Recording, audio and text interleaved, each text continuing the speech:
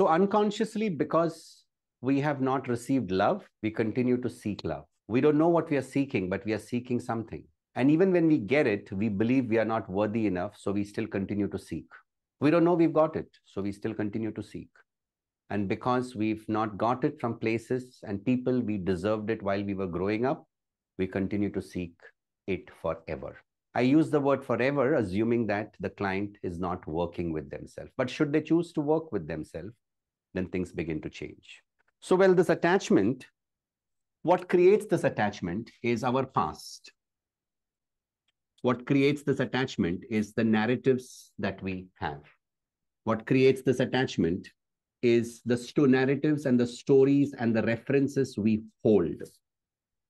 From an NLP perspective, I would say this is a lie.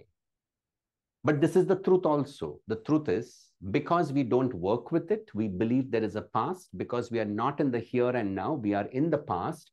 And as long as we live in the past, we believe the past is true, and the past therefore continues to influence us, and that becomes our representation of the world.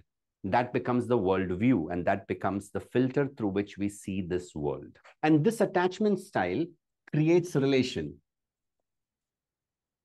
And when I say it creates a relation, it's important that we form relations, right? It's very important that we form relation, because it's through relation we go through this concept of evolution. And like I say, relation is the only way with which we grow, we adapt, we sustain, we trust, and for reproductive purpose.